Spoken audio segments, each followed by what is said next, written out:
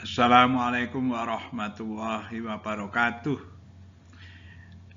Kali ini saya akan menyampaikan case method learning yang sebenarnya ini bergabung dengan tim based learning ya. Dalam tugas kelompok untuk salah satu topik pada mata kuliah metode numerik. Contoh tugas dengan case method learning ini untuk mata kuliah metode numerik berkaitan dengan hampiran akar-akar persamaan. Produknya nanti makalah. Tugasnya adalah merekonstruksi makalah.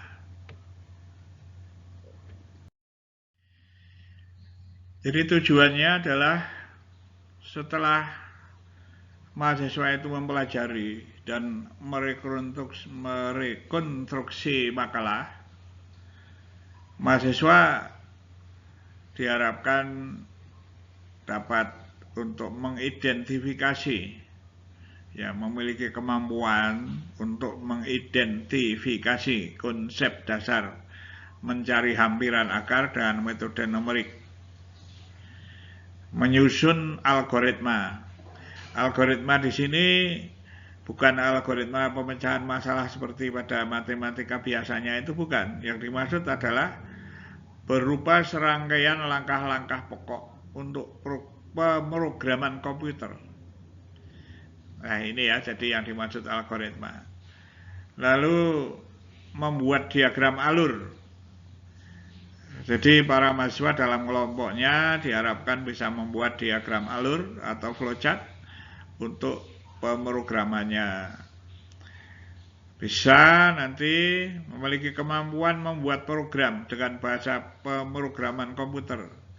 Nah ini bahasa pemrogramannya itu terserah, ya, apa saja. Tidak kita batasi dengan satu bahasa, biar ada variasi tiap kelompoknya. Kalau ada yang mahir dalam Pascal, silahkan dengan Pascal. Mahir dengan program-program bahasa yang lain dipersilahkan, ya, itu supaya ada variasi.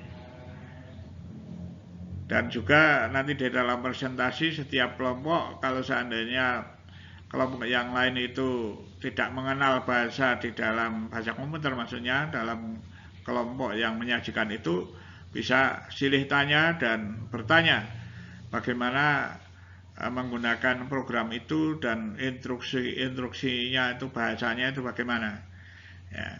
Kemudian yang kelima itu mengeksekusi program. Jadi program yang disusun itu dieksekusi, ya, dijalankan dan dilihat hasilnya, kebenaran dari hasil pemrogramannya itu, dalam rangka untuk mencari hampiran akar-akar suatu persamaan.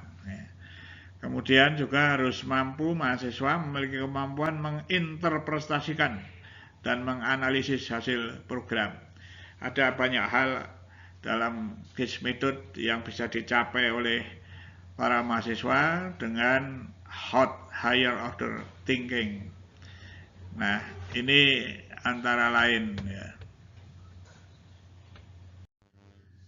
Ini pembentukan kelompok bisa secara acak, tinggal mahasiswanya itu berapa banyaknya. Misalnya di sini saya pada waktu itu ada 30 mahasiswa, ya kita bagi saja. Kalau butuhnya 6 kelompok, kita bagi masing-masing kelompok 5 orang. Dan secara acak. Tentu saja pembentukan kelompok ini juga tidak harus kaku, ya. Artinya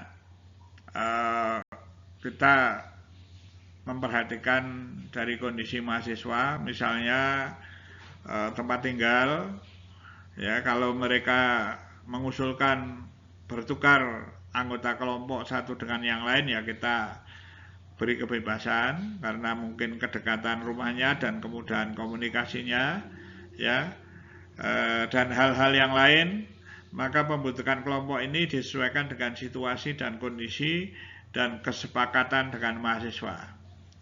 Jadi dari mereka yang nanti sudah terbentuk kelompok ini menurut apa yang sudah ditentukan itu. Misalnya ini di kelas kan ada kemudahan nanti yang misalnya kan mengingat nomornya 1, 2, 3, 4, 5 sampai 30 gitu. Nanti kita kelompokkan berjarak 5, 1, 6, 11, 16, 21 gitu sudah secara acak itu. Ini ya memang kekurangannya tidak melihat dalam kelompok ini, tidak melihat yang pandai disebarkan dan sebagainya, ini enggak. Jadi kebetulan pada kelompok ini begitu. Ya, akan lebih bagus tentu saja kalau kita tahu yang pandai-pandai ada berapa orang, kita sebarkan sehingga menjadi motivator ya di dalam kelompok itu. Tapi ini secara acak. Ya tentu diharapkan juga yang memiliki kemampuan lebih mahasiswa ini akan menyebar pula di beberapa di kelompoknya itu tadi. Nah, tentang pembentukan kelompok ini terserah pada dosen saja, silahkan ya, dan kesepakatan dengan mahasiswa. Prosedur pelaksanaan dari tugas itu para mahasiswa tentu saja bekerja secara berkelompok 3 atau sampai 5 mahasiswa. Nah ini kebetulan dalam contoh dalam yang pernah dilakukan masing-masing kelompok 5 mahasiswa. Kalau terlalu besar ya tidak bagus ya. Jadi maksimal itu 5 lah. Itu 3 sampai 5. Kadang-kadang ada yang 4-4, lalu ada yang 5, itu tergantung situasi dan kondisi. Pelajari dan modifikasi teori tentang mencari hampiran akar persamaan dan metode numerik. Nah ini kita kelompok-kelompok itu diberi makalah yang beda-beda ya. Lalu nanti pilih sebuah fungsi yang persamaannya akan dicari pendekatan akarnya. Tentu fungsi ini bukan fungsi yang sederhana seperti persamaan kuadrat, itu bukan ya. Pada umumnya fungsi-fungsi yang memang sulit untuk dicari akar persamaan, akar-akarnya itu tadi, akar persamaannya. Ya, jadi ada fungsi dulu, lalu dicari fungsi itu, diambil persamaannya, lalu dicari akar-akarnya, dicari pendekatan akarnya.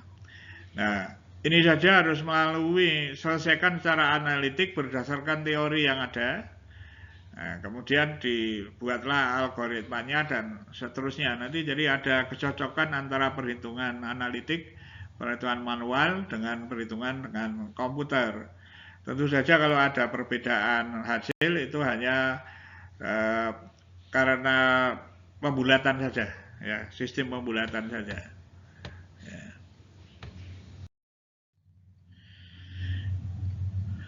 Jadi apa yang dilakukan setelah ada algoritmanya kita pikirkan, kemudian pelajari dan modifikasi diagram alurnya.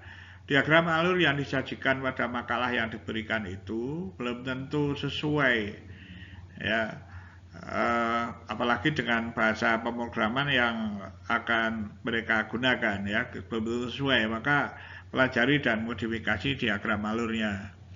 Kemudian periksa dan modifikasi programnya. Nah ini sekali lagi programnya dapat menggunakan bahasa pemrograman apa saja, misalnya Pascal, Visual Basic, atau bahasa pemrograman lainnya. Ya, apa saja yang dikuasai oleh mahasiswa dalam kelompoknya, silakan saja.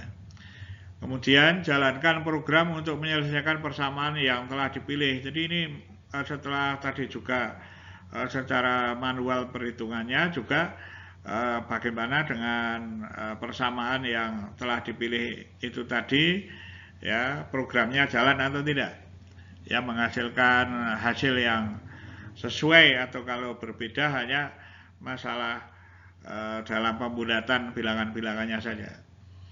Interpretasikan hasil dan analisis syaratnya. Itu supaya tujuan tadi yang ditetapkan itu bisa tercapai seperti itu. Nah, tentu saja tugasnya tadi saya sebutkan berbeda-beda.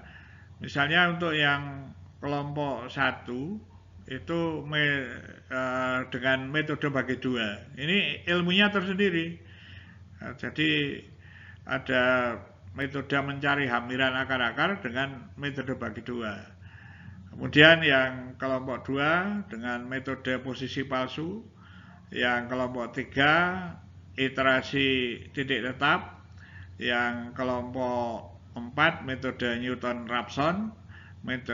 Kemudian yang kelompok 5 metode secant, dan yang kelompok 6 modifikasi metode Newton-Raphson untuk akar polinom.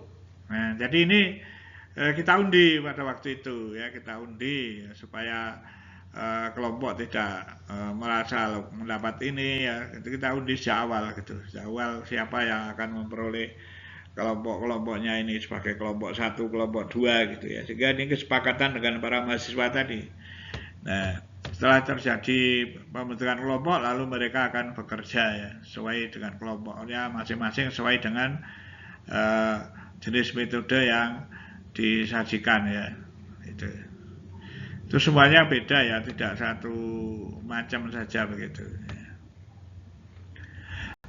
Mudah-mudahan ini juga berguna ya bagi nah, juga para mahasiswa agar terarah di dalam bekerja dalam kelompoknya, maka dosen memberikan format laporan.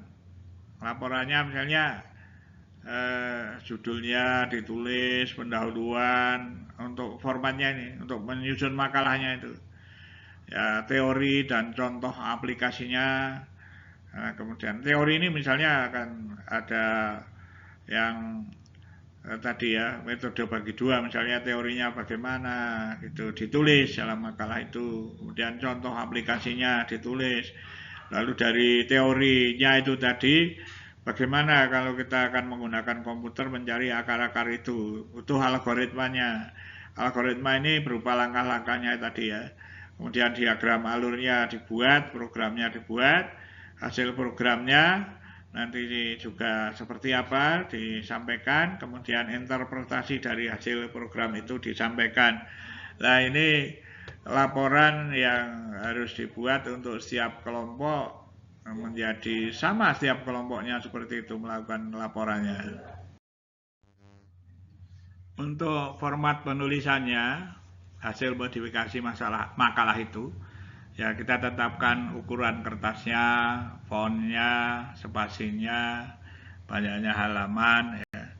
Waktu penyelesaian tugas ini penting, ya diberi waktu, ini 2 minggu.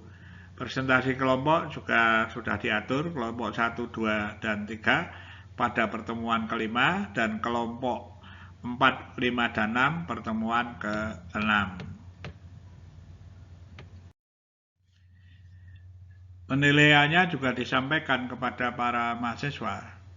Hal-hal yang dinilai adalah kebaguan penulisan atau bahasa, kebenaran teori, contoh aplikasi atau analitiknya, algoritma, diagram alur, program, dan interpretasinya. Masing-masing diberi bobot. Ya.